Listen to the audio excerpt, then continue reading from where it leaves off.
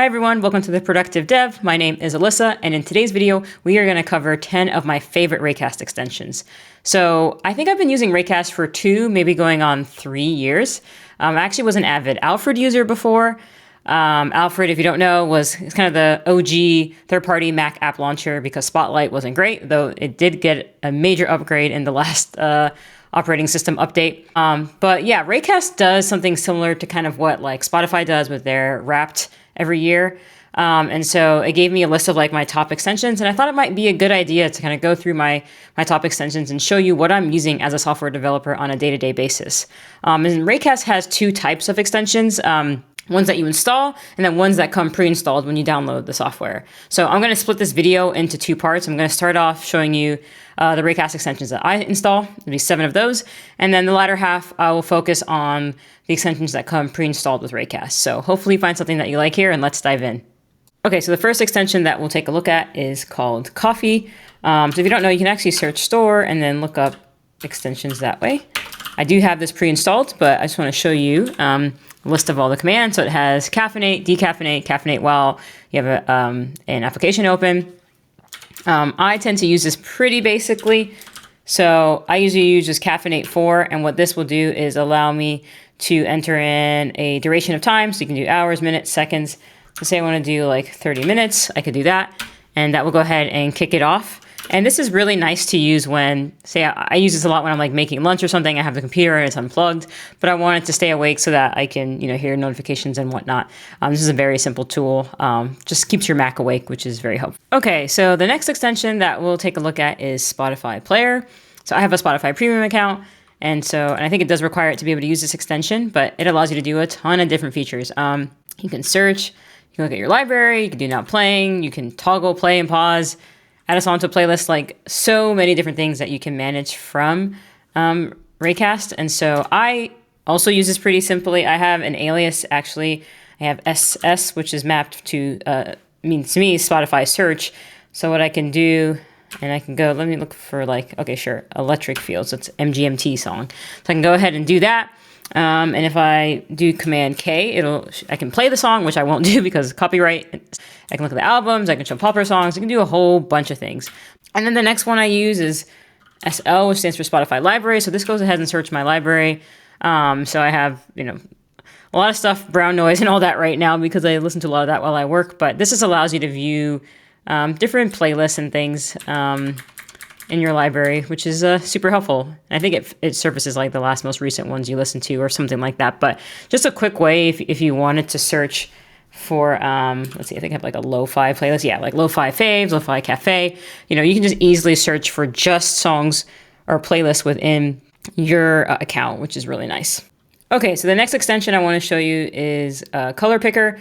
This extension has like a slew of different commands that I really don't use. I kind of use 2 main ones, and you've probably noticing that as a common theme with a lot of these extensions. I really only use 2 things, but for this particular one, I use Pick a Color. So if I go ahead and select this, and then kind of go around and let's say choose this color, it copies it to my clipboard. And then if I go ahead and open up this again, I can go and, okay, so another one I use is Convert Color. So if I pass in that hexadecimal code it gave me, do this, I can convert it to like RGB, RGBA, HSLA, like so many different things. It's pretty cool.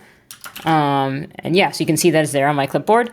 So yeah, Color Picker, super helpful if you're like a web developer like myself. A lot of times you can get the colors from Figma or whatever, but sometimes I want to look at something and just pick the color there, or it's just simpler that way, or just I have something in a certain format like RGB and I want to convert it to hex. Super handy, great for web developers. Okay, so the next extension I want to show you is for people who use Tailwind. This has 4 main commands. You can search documentation, you can search for Tailwind classes, you can search for colors, and you can search for components. And so let me go ahead. Let's see, I have an alias actually for TWD, which allows me to search documentation. So I can search for something like, I don't know, utility first fundamental, sure. I can do that, and that would open up something in my browser and allow me to do that. I can also search for like Tailwind classes. So say I'm looking for like, I don't know, what's the thing for Flex, whatever, you can go ahead and do that, and it allows you to find that, or maybe PX12, you know. It's really nice to be able to just, that's the hardest thing for me with Tailwind. I love Tailwind. I just sometimes don't always remember what something is. So like I said, if I want to search for Flexbox, I can do that. And that will go ahead and open it. It's just really handy. Just a nice shortcut to be able to easily bring up Tailwind classes or Tailwind documentation. Okay, the fifth extension I want to show you is called URL Unshortener. And this one's kind of niche. You know, short URLs are obviously very popular right now to make it easier for people to share things, but sometimes I don't trust them, especially when it's URLs and emails and stuff, even if it's from a source I trust. So I kind of use this as like a URL unraveler. So what happens is if you have a URL on your clipboard, so which I do happen to right now, this is some documentation for a third-party service we use. So C is telling me like, okay, so getting a 200 when you use this URL. So that kind of leads me to believe like, okay, well, this is a safe URL. If I was to go ahead and do, let me put in a different URL. There we go.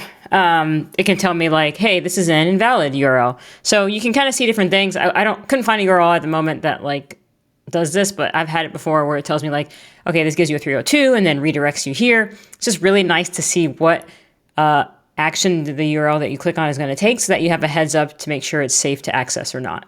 Okay, so I think this is the last one I'm going to cover on the ones that you install. But this one's called Word Search. It's basically a nice way to be able to find different things like synonym, antonyms. You can do words that rhyme, I guess.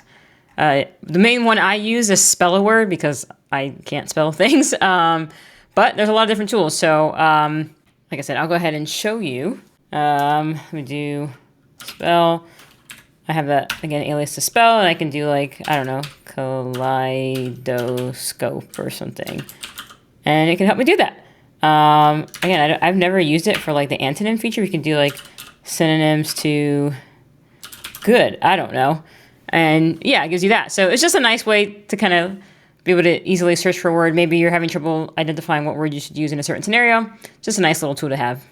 Okay, I lied. This is actually the last tool I'm going to show you on my list. But this just allows you to search for SVG logos. Again, another niche tool, but if you're like me, a developer who writes blog posts and stuff, and you want to sometimes be able to find like a nice crisp image that you want to use in maybe like a cover photo that you're creating or whatever, you can go ahead and, this one's pretty simple. So if I do SVG, search for logos, you can see a list of some of the logos. Search for, I guess, Laravel. And then I can do like React. And then I can do like Command K. And then it gives you a list of options. Like you can copy the light version, the dark version.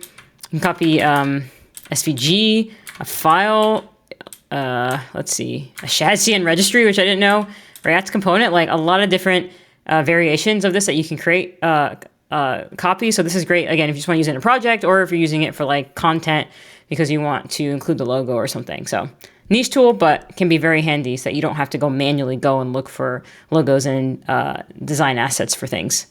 Okay, so now I want to go over 3 extensions that come pre-installed with Raycast. And the first is their clipboard manager. So actually here, here you can see there's one of the URLs I just copied. Here's another URL just copied. You can see there's the colors that I copied when I was showing you the color picker. And look, it gives you like a nice preview of what the color is. That's pretty cool. You can filter by also different types of like things that you've copied. So images, files, super handy. I was actually using a tool called Flycut for a while, and I've kind of last month or so transferred over to this. Like you can search for things. Like it just makes it really nice to be able to find what it is that you need. And you can do, let's see, if you do Command K, you can do different things. You can put in different apps.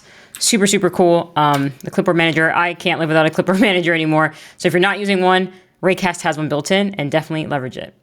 Okay, the next built-in extension I want to show you is Raycast's kind of file search utility. So right now I am searching for my .files folder. So you can search for files and folders, which is really convenient. If I go ahead and press Command K, this will open up a menu, allow me to see different actions I can perform. So I can go ahead and open this folder. I can show it in Finder. I can do a quick look. You can open with something else. So a lot of cool, quick actions that you can take. Super handy if you just want to be able to quickly search for a file or a folder on your machine.